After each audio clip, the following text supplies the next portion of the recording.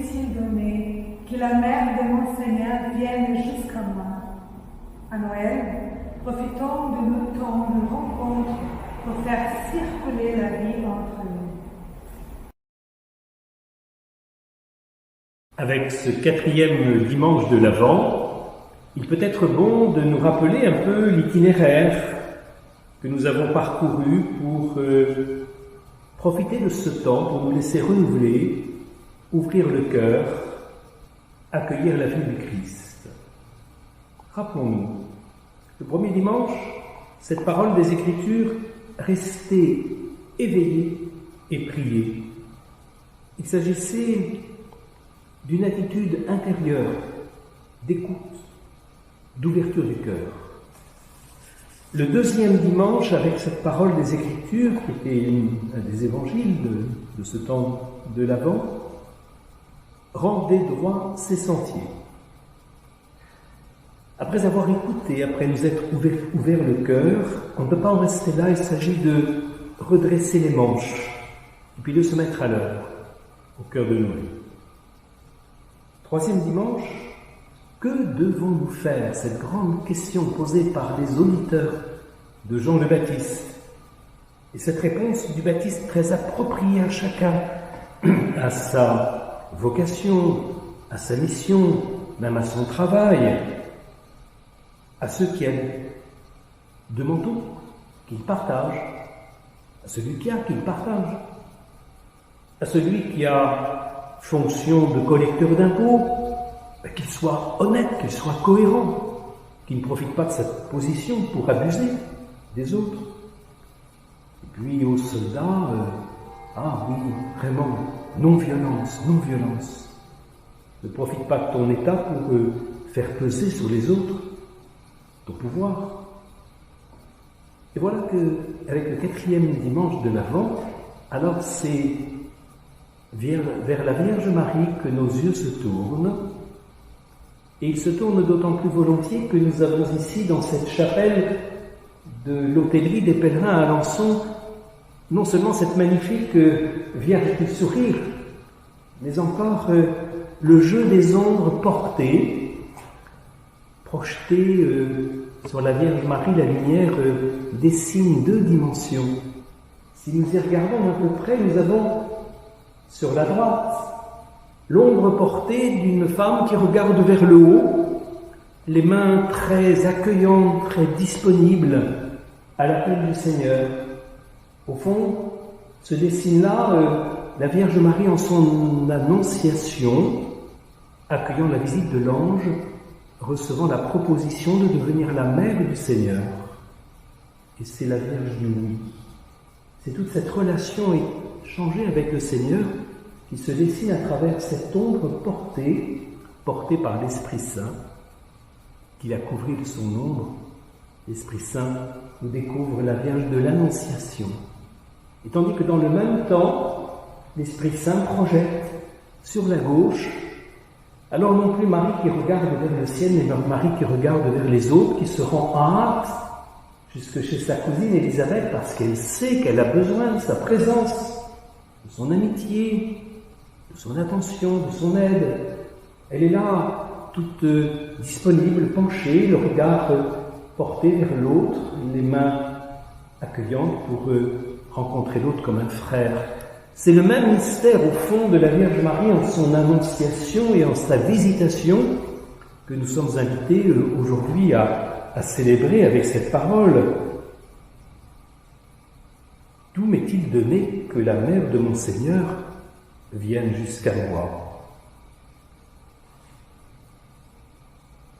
De cette rencontre de Marie et d'Élisabeth naît quelque chose d'inouï, quelque chose du plus profond de ces 2 femmes, quelque chose du don de Dieu qu'elles portent, quelque chose de ces 2 enfants qu'elles portent en leur sein, se rencontrent, jubilent et font jubiler les mères. Quand l'Esprit Saint est là, qui habite nos rencontres, quelque chose d'une joie ineffable, d'une action de grâce s'exprime. Mon âme, alors, exalte le Seigneur. D'où m'est-il donné que la mère de mon Seigneur vienne jusqu'à moi. Méditez ce qui se passe avec nous lorsque nous aussi nous pouvons rendre compte de ces rencontres qui transforment. En nous rapprochant en ce temps de l'Avent et de la parole de Dieu et du témoignage de la famille Martin, nous aimons nous rappeler alors une scène d'un tout autre ordre. Ce ne sont pas deux cousines qui se rencontrent, ce ne sont pas deux femmes qui s'entendent et qui se retrouvent. Non, c'était un événement que nous raconte Zélie dans sa correspondance. Un événement un petit peu qu'elle vivait comme une douleur. Elle nous dit que depuis près de 18 ans, elle est habituée à travailler avec mademoiselle Irma, qui est une couturière. À une époque où les magasins n'étaient pas ceux d'aujourd'hui, où on trouvait du prêt-à-porter, eh bien, il fallait effectivement avoir des couturières qui préparent les vêtements de la famille. Et puis il s'est trouvé que mademoiselle Irma, de plus en plus, la relation devenait difficile, son travail beaucoup moins attentif, beaucoup moins satisfaisant, cher par ailleurs. Et puis elle nous dit dans une lettre du 18 janvier 1876 qu'elle ne nous laisse pas le droit de lui faire une observation, si doucement qu'on s'y prenne, sans répondre des choses désagréables. Donc vous voyez, c'est ce type de conversation, de dialogue, qui deviennent un peu des dialogues de sourds. Et à un moment, les deux femmes se séparent, cessent l'une d'appeler l'autre à opérer ce travail de la couture dans la famille.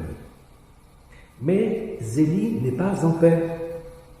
Contrister autant une personne qui travaille pour moi depuis bientôt 18 ans, je ne puis m'y résigner.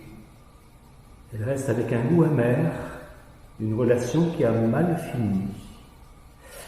Et alors, 2 mois plus tard, le 12 mars 1876, elle raconte: j'ai repris mademoiselle Irma, qui m'a rencontré mercredi en sortant d'un grand magasin d'Alençon, où je venais d'acheter l'étoffe pour les robes des petites filles. Cette pauvre demoiselle a pleuré, m'a demandé pardon. Elle me serrait la main avec tant d'affection que je n'ai pu résister. Il en faut beaucoup moins pour me défâcher. Aussi tout de suite, nous nous sommes réconciliés. Mademoiselle qui avait remplacé mademoiselle Irma, dont on ne connaît pas le nom, en a été contrariée. Marie l'est aussi parce qu'elle trouve que la nouvelle couturière travaille beaucoup mieux. Mais désormais, désirant effectivement exprimer ses retrouvailles avec mademoiselle Irma, bien il prendra 2 couturières qui seront appelées à se partager le travail. Il est intéressant de se dire que, effectivement, peut-être que la visitation peut avoir de temps en temps l'allure d'une rencontre renouvelée avec quelqu'un avec qui on avait cessé la relation, et que de cela aussi, dans cette réconciliation, comme dit Zélie, de cette réconciliation vient vraiment une action de grâce, un chant de reconnaissance.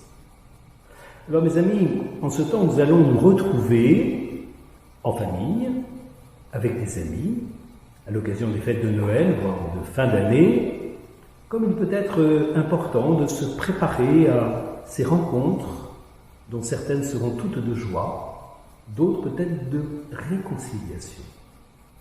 Demandons à la Vierge Marie d'être là, celle qui fait que nous nous réjouirons de voir que, de nouveau, la vie circule, recircule avec ceux que nous allons rencontrer. Bonne fête à tous, qui que vous soyez, et espérons que vous aurez les visites, les rencontres qui viendront combler vos cœurs. Saint Louis et Zélie, intercédez pour nous, afin de que nous obtenions les grâces dont nous avons besoin aujourd'hui et tous les jours de notre vie. Amen.